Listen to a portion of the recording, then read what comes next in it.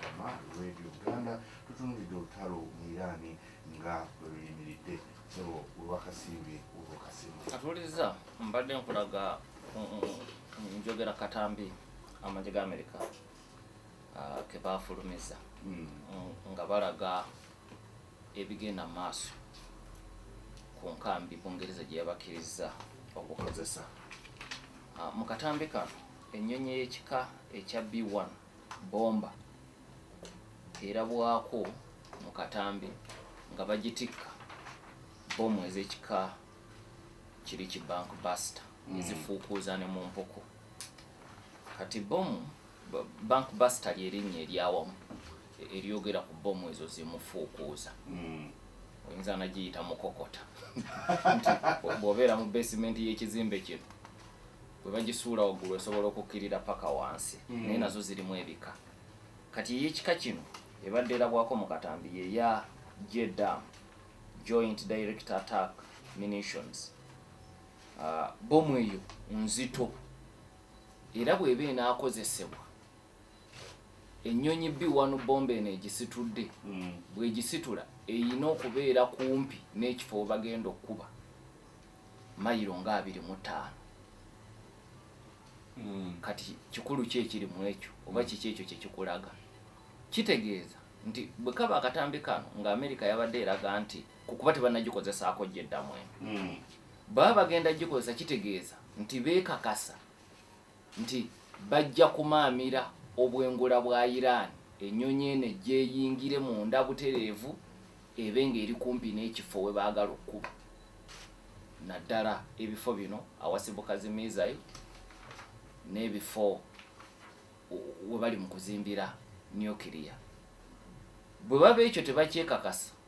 baba beetadde mu bulabe kubanga zi B1 bombers America eyina 40 zokka kati gwe bateyekakasa nti eyina eya superiority ennyonyi eyo esobola okkubwa bwekubwa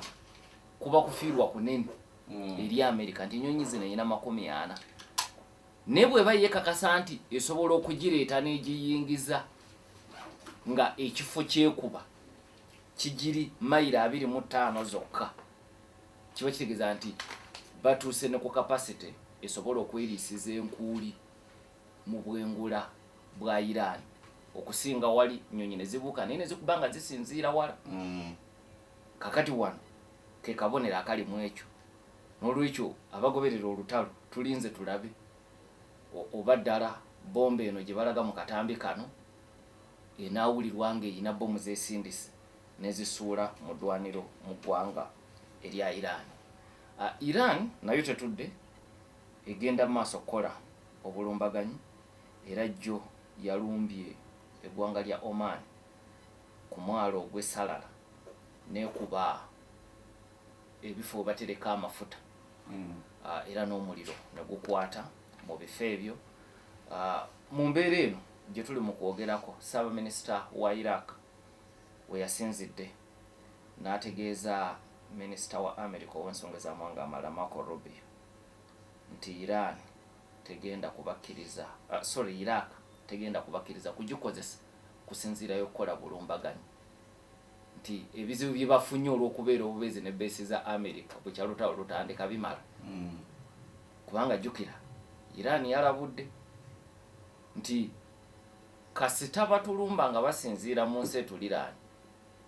naffe tujja kujja tubakube bino byavuddeko n'okubagana empawa wakati wa President Pezeshkian Ali Larijani omutesitesi omukulu wakakiiko ak'okuntikka akavunaanyizibwa ku by'obutebenkevu ne Ssaabalamuzi ng'ate bano bonna bankizo kuba tukimanyi nti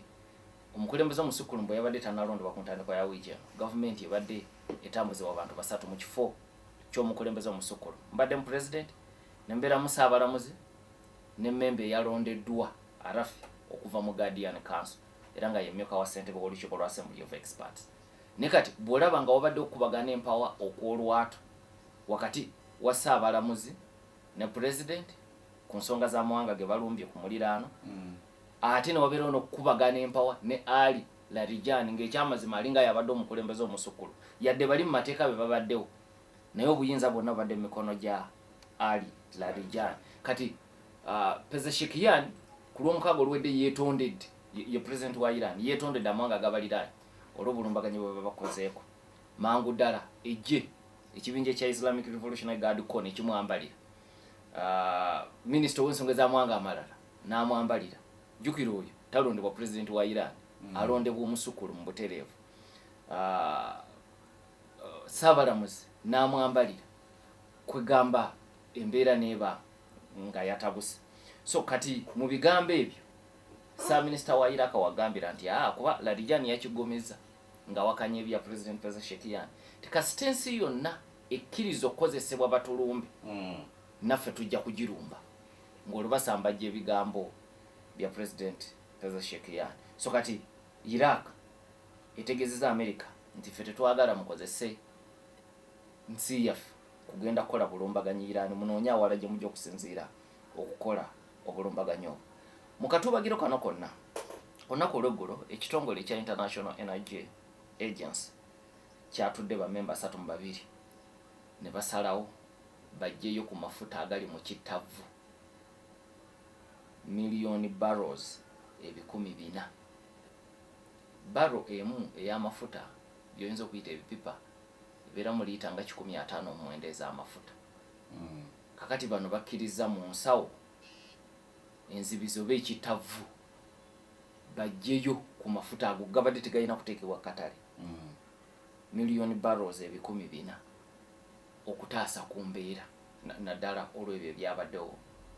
mu Persian Gulf bye tutandikiddeko ne ku Strait of Hormuz na kino kyayambyeko ebbeeyi obutapaala nnyo kubanga jjukira tugenza okutandika wiiki eno nga baro y'amafuta kati esoba mu $100. Singa Strait of Hormuz bagizibira ddala nga nabano tebajjeeyo galimu bitavu amafuta gabadde gasobola okulinnya okutuuka mu baro ebengegula $2 ezisoba mu 200 kati bano kyekyabajjeeyo jjo kugezaako okutaasa embeera ne bajjayo amafuta baro obukadde 400 amafuta ago gawulikka nga mangi naye ebyembi ku nsi yonna matono ago mu nsi yonna tugakozesa okumala ennaku 4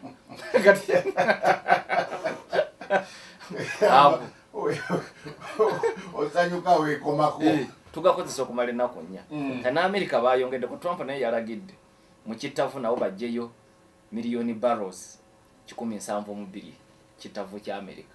byonna gezaako kutaasa mbeera naye kitegeeza otaba bwe luba terukomye wiiki ejja weetaagawo ekipya ekirina okukolebwa ebbeeyi obutapaaluuka so embeera y'ensi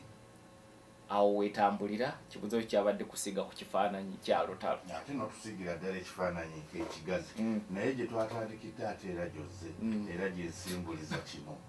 bwe twogera ku tanka ezakubiddwa mwabaddemu z'ogamba nti zaadde ziba Iraaka nga zaani okay gali amala nagogeddeko Japan Thailand n'awala amaato gali agabadde gava Iraq erimu ly'Abamerika company nannyiniryo America eddala ly'e Malta naye Iran egamba kubanga eryato omuntu asobola okubeera mu America naye n'aliwandiisize Malta nga mu America so kati Iran mu strategy yayo y'olutalo luno enoonya buli weesobola okuzuula interest ya America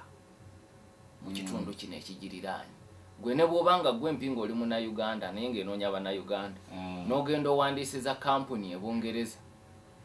eryato eryo ne lisuubula nga ly'Ebungereza naye ng'amanyi ali emabega mu America yo Iran egamba kigikakatako abo okubatuusaako obulabe katujje obubaka buno tukomewo